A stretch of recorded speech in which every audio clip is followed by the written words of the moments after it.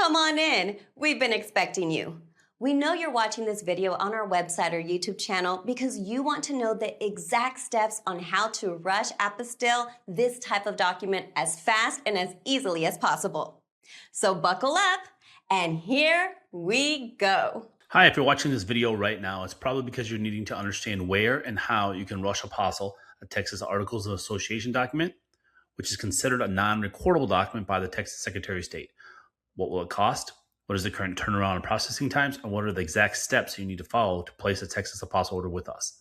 First, all documents classified by the Texas Secretary of State as non-recordable documents, like a Texas Articles of Association document, cannot be emailed or faxed to us by you to Apostille. But there is one exception to this that we'll go over in a minute.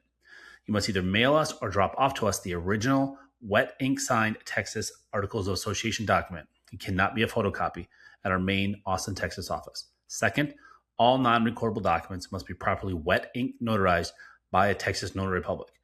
You cannot use a notary in any other state or any other country. Only a Texas notary can be used. Then you, a lawyer or a Texas notary, must include or attach onto your non-recordable document either this Texas notary jurat or acknowledgement text as shown here. So on your Articles of Association, you have to pick one or the other. So you have two options. You can pick the notary jurat right here, and you can just click right here and on this PDF, and that will download this text right here. So you could just print it out and then attach it to your document if you don't want to write it onto your document on the backside because maybe there's not enough room on it. You can just attach this for the notary to notarize it. And this is the notary, a Texas notary acknowledgement. So you can see it's much bigger. Most people don't use that. They use the jurat because it's just a lot less text. And again, click right here, and this will download the Texas notary acknowledgement. And again, it says or. That's or meaning one or the other. You can't put both of these on your document. Only choose one. So if your lawyer is drawing up the document or you're doing it or a notary, you only choose this one or choose this one, not both, one or the other. It'd be very important that sometimes the notary has no idea what they're doing and they'll put both of them on there. And then the state will usually reject it because you can only use one of them. You can also use a Texas e-notary, which is also called an online notary, virtual notary, or remote notary to notarize your document via Zoom if you do not currently reside in Texas or in the United States. In this scenario, you can use our Contact Us page to upload and send us your electronically signed and notarized documents so you never have to mail or drop off anything to us. And you can go to our contact page right here. You can click on that, on the woman, or you can click right here to go to the contact page. And then everything is the same. So you still have to do everything I just showed you on the electronic notarization. The only difference is the notary right here is going to electronically sign their name. They're not going to wet ink sign their name. Or on the notary, if you choose the acknowledgement, they're going to sign it electronically, just like whoever's going to sign your document. It could be you or whoever's going to be signing the Articles of Association. They're going to sign it electronically through a Zoom or a web conference call. They're not going to do the wet ink sign.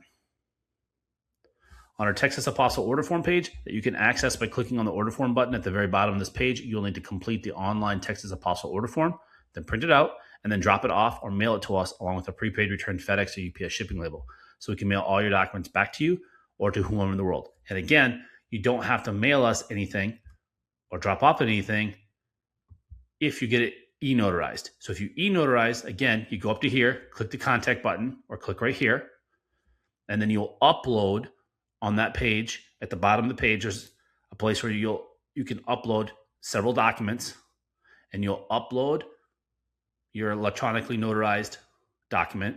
You'll upload the prepaid return FedEx UPS shipping label because they will only give you a PDF when you create the shipping label online through FedEx or UPS.com. It will always be PDF format. So you upload that PDF, and then you'll upload our order form page PDF. So when you fill out the order form on our website, which has to be done online, instead of printing it out, you just click on your computer, save as PDF, and then save it as a PDF, and then you upload the order form that way. And so everything is going to be uploaded. You don't have to mail anything. You don't got to drive nowhere. Very simple, very easy. Next is step number 2, which is the shipping instructions. This is step 2. I'm going to go over how you're going to get documents to, and we're going to get documents back to you. So the shipping to and from. and how you have to create the shipping labels and what you have to do.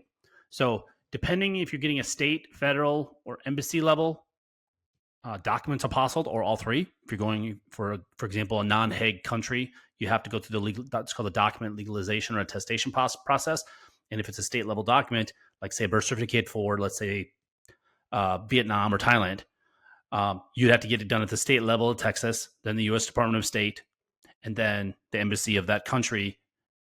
And that's the third step. So I'm going to go over all that on how you have to do the shipping. So to get your documents to us, there's going to be typically only two ways. One, which is the easiest way and what we recommend to 99% of people, and that's you're going to overnight or mail your documents to our Austin address, which is on our order form page and on our shipping instructions. Or if you live in the Austin area, you can drop off your documents to us. Again, it does not speed up the process, which we go over in step 3. It does not speed up the process at all, mailing it or dropping off. It's not a walk-in service. You can't walk into our office and come out with it and getting an apostle. Apostles are only done at the Texas Secretary of State, U.S. Department of State in Washington, D.C., or a consulate or embassy of that foreign country, and we do all the legalizations in our D.C. office at all the foreign embassies in D.C., which is where 99% of all the world foreign embassies are located at.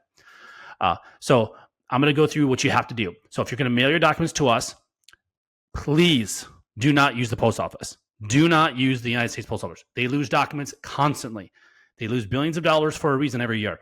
They are incompetent. They're unreliable. Do not use them. Do not mail your documents to us or have us mail them back to you, because it's usually the tracking is horrible. We recommend only to use FedEx, but if you want FedEx or UPS, or if you're in Europe or in South America or Central America, I know it's big down there in those countries, is DHL. But again, the most reliable and who we recommend, and we ship with them every single day, and we ship up tens of thousands of documents, and we have clients on 6 continents, haven't got Antarctica yet, it's FedEx. They are by far the most reliable. If you want your documents not to be damaged or lost, they are the most reliable, and they are the cheapest if you're using documents in the US by far.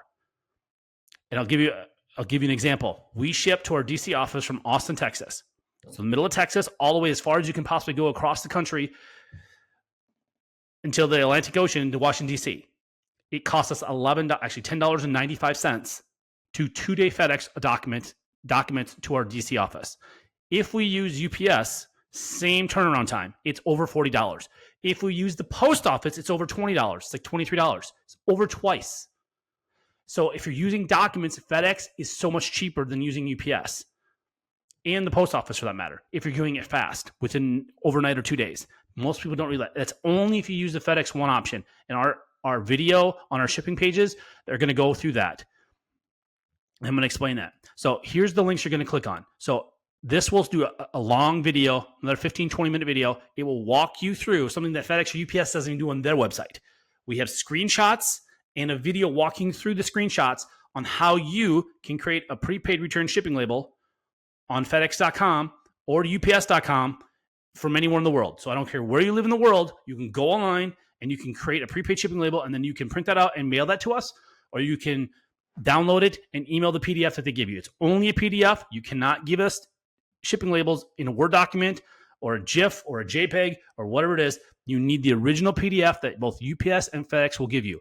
When you create it, and you click on these links right here, and they'll show you a video and walk you through screenshots on how you have to do that anywhere you want. Okay. And then if you're doing internationally, you have to do what's usually called a customs invoice or customs receipt that you have to do. You click on these ones, this one for FedEx and this one for UPS, and we already have a pre-filled out for you template that you just got to fill out and then sign your name and date and put the date on it. That's it. It's already done for you. Again, depending on the country, they don't normally need this, but we always do it just in case. We tell you to do it if you're shipping internationally, for shipping your document from the U.S. to another country. For example, Mexico doesn't really care that much, but you can do it anyways, but they don't really care with FedEx. But a lot of the other countries in the world, to get through customs, you're going to make sure you're going to want to have that. Okay. And then the other big thing is you cannot put our name on the shipping label. Let me repeat myself. You cannot put our name, phone number, or address anywhere on your shipping when we're shipping it back to you. That's the shipping to you. So we've apostilled your document, and now you want it to return to you or to a law firm or to another country or a friend or family or coworker or a company or government entity, wherever you want us to send it. You're creating a prepaid shipping label. Okay, you are the importer and you are the shipper. So you cannot have our name on it, because if it goes through customs, we'll get billed for it, and we do get billed for it, hundreds of dollars. That's not ours. So we will not ship your documents back to you if you put our name on it. Okay, think of it like a envelope that you're mailing to somebody. In the upper left-hand corner in the United States, you put the return sender, meaning if the address you send it to it's a wrong address or the post office can't deliver it, they're going to return that mail to you. That's what we're asking for. You just can't put our address on there. You have to put any address. It doesn't matter what it is. You can put your friend, family member, coworker, a business. It doesn't matter.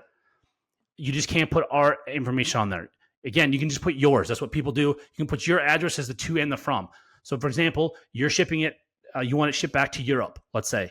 You have a friend or family member in the U.S. You can just use their address. Again, this is only if your document gets returned to you. They need an address to send it back to. Or if it goes through customs, they have to have an address to bill someone if you didn't pay the customs or whatever. Again, it doesn't really matter. You just can't put our address on it. It's real simple. And then again, both of these, you click on this, we'll go through what that means on how to do it. When you get to the FedEx or UPS, when you're online doing it, they'll ask, where is it getting sent from? Where you just can't put our address or phone number on there. It's very simple. People do it every day. People say we can't do it. Yes, you can. You're just not doing it right. Just follow our directions. Do it online. Don't walk into FedEx or UPS store to try to do this, because a lot of times those people don't know what they're talking about. You can just do it online. We have it done every single day from every country in the world. You can create the label online, not using our address. Because again, you are creating the label online and you are paying for it, not us. We are just simply dropping it off at FedEx or UPS or DHL for you. So you cannot put our address, because then we technically, in the eyes of FedEx or UPS or DHL, we are the importer. Then we are the shipper. Do you see that all the liability, the legal liability falls onto our company, and we don't. Our legal policy, our company policy, we can't have that. So do not put our address on the shipping labels. Very important. Because we will not ship it 100%. We will not ship it back. We will contact you and say you have to send us a new shipping label. If you have it on there for international orders, our address and phone number and name cannot be on. Specifically, if it's going for international, we will not ship it back. So very important. If you're on a time crunch and you need these documents back, that's going to delay it potentially days for you to get us a new label and us contacting you. So please follow these directions and do not put your our name or address or phone number on the prepaid shipping label. So yeah, that's basically it on shipping. It's, again, very simple. You just give us, again, if you're going to drop off documents to us, make sure you can also drop off to us, and then you can also give us a prepaid shipping label, and we'll ship them back to you. So you drop them off. You don't mail them to us, but you drop them off to us, but you want to mail them back to you. A lot of people do that as well. So you go online, create the shipping label, and when you drive to our Austin locations, you drop off your documents, and then the same day, the next day, 2 days, as we go over in step 3, how long it takes the Secretary of State to issue them, or the federal government, or the embassy, then we'll ship it back to you. So that's about it. Thanks. This is step 3. I'm going to go over the current pricing that we have, and if you're going to drop off documents to us, and our turnaround times that are as of today, November 30th, 2025. So if you're going to drop off documents to us, what you're going to need to do is you're going to need to print off our order form that you do online, which you're going to click down here, right here. By clicking this, you'll go to our order form page, and that's what you're going to fill out online and then print it out. And there's another video there that will go through how to fill out the order form and all that stuff. So if you're going to mail your documents to us, which is what most people do, you print out our order form, and then you send that along with your documents, like we state in step 2, you send it to us. If you're going to drop off your documents to us in person, which does not speed up the process, and I'm going to go over that, if you're going to drop it off in our Austin office, which is the only location, not Houston, not Dallas, only our Austin office, you can drop it off, your documents. So if you live in the Austin area, you need to print off our order form and then bring that in along with your documents. And then I'm going to go over right now our cutoff times. So for same-day service, what that means is we're going to file your legal documents with the Texas Secretary of State if we get your documents by 12 p.m. Central Standard Time, Monday through Friday, excluding any major federal or state holidays. So whenever the Secretary of State is open, and they're actually closed more days than just the federal and state, like for 4th of July this year, they closed the Monday after 4th of July. That wasn't a federal holiday. And they closed this week, Wednesday, before Thanksgiving, and that's not a federal holiday. Or Black Friday, they are closed as well. That's not a federal holiday, but they're closed. So they're closed for 3 days this week, and they'll be closed for 3 days for Christmas. They've already announced the day before Christmas Eve Day. So Christmas Eve Day, which is not a federal holiday. So whenever they're closed, we cannot file your document. Just make sure you know that, so you're aware with the turnaround times. No company can file your documents unless the Secretary of State is open. So I just want to be clear about that. So if we get your documents by 12 o'clock Central Standard Time, Monday through Friday when they're open, we are going to guarantee if we get them by 12 o'clock, we are going to file them with the state of Texas. Then, depending on their turnaround times, they change. We don't control this. No company, no person controls how fast they're going to turn them around. As of right now, and we change this every single month. Like right now, in a few hours, this is going to change to December 2025. So if you're watching this video in the future, in 2026 or 2027, forget what you're seeing on this video. Whatever it says right on this page right here, this is what the current turnaround time is going to be for the Secretary of State. And I'm going to go through this on our examples. So as right now, November 2025, it takes between 0 and 2 business days for the Secretary of State to issue apostils on documents. And what I'm going to explain what 0 days means. Okay. So we give some scenarios here. So if we receive your paperwork by mail or drop off by noon Central Time, we're going to file your documents. Then it's possible, not probable, the Secretary of State is going to issue your apostille the same day. So same day means 0, meaning we're going to get your document by or before noon of that day. We're going to file it that day, and they may issue it that same day, and we're going to mail back to you the exact same day. That is 0 days. Or it could take them up to 2 business days after we file it to them have them issued to you. Okay, so I'm going to explain our examples here. So scenario 1, we receive your documents before or by our noon Central Standard Time cutoff time on a Monday, and then we file it that same day. The Secretary of State will either issue an apostille on your documents the same day, which is 0 days. The next business day, they might do it, which is 1 day, or 2 business days. So the worst case scenario, you're going to get it and mail back to you is on Wednesday. So that is the best case scenario if we get your document by 12 o'clock. Okay. Example number 2 is if we get your document after noon Central Time. So if you mail it to us and we get it at 2, 3 o'clock in the afternoon from UPS or FedEx or DHL, or you drop it off at our office at 2, 3, 4, 4:55, we have people right before 5 o'clock drop it off on that same Monday, we're going to file it then we can only file it the next day. We're going to file it the next business day. And then they could issue it that same day. That's 0 days. They might issue it the next business day, 1 day, or 2 business days. So worst case scenario, we can pick it up and mail it back to you on that Thursday. So again, both scenarios, if we get your document on a Monday, we get it before noon or after noon, it's going to be Wednesday or Thursday. So again, the absolute worst case, unless there's a zombie apocalypse or an orc uprising or alien invasion, if you do it on Monday, it's going to be mailed back to you on Thursday. Worst case, best case, it can be mailed back to you on Monday. So just to go through that. And I cannot stress this enough. If you're traveling to our main office in Austin, dropping off your documents instead of mailing to you does not speed up the process. It doesn't matter if we get them by drop off or by mail before noon or after, it's going to be the same turnaround time. Too many people, they don't read our website, they don't contact us, and they show up thinking it's going to be done the same day. And that's not possible because it's Secretary of State. It's up to them. They are going to decide if they're going to issue it the same day, next day, or 2 days. So please, unless you live in the Austin area, it does not speed up the process. Just overnight your documents to us, like we say in step 2, how to do it. Okay. And then these prices are as of today. These might change next year in 2026 or 2027 or 2028, whenever you're watching this video. But don't go by what this video says. Go by what this is saying right here. Whatever this says right here, whatever it says right here at this time, that's the current pricing. So for the first document, so if you need 1 document to apostille at the Secretary of State, it's $95. And that includes all filing fees. So you don't write us a check or a money order, a cashier's check, you don't send us money for the state filing fee. And you do not do the paperwork. You don't send us the state form. We have our own forms and we pay the filing fee. So it's just $95. That's it. There's no tax. It's just $95 flat. That's all you call.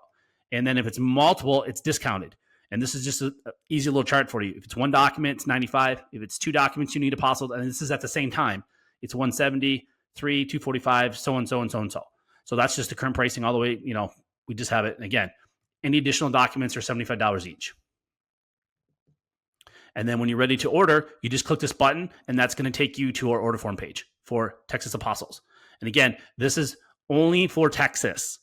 This isn't for federal pricing or corporate pricing, Texas corporate pricing for corporate documents to Apostille or embassy fees. This is specifically only for Texas Secretary of State and Texas documents. So documents that are notarized by Texas Notary or documents that were issued from a Texas entity, city, state, county, or state government, like a Texas birth certificate, death certificate, marriage license, divorce decree, criminal records, checks, driver's license, power of attorneys, stuff like that.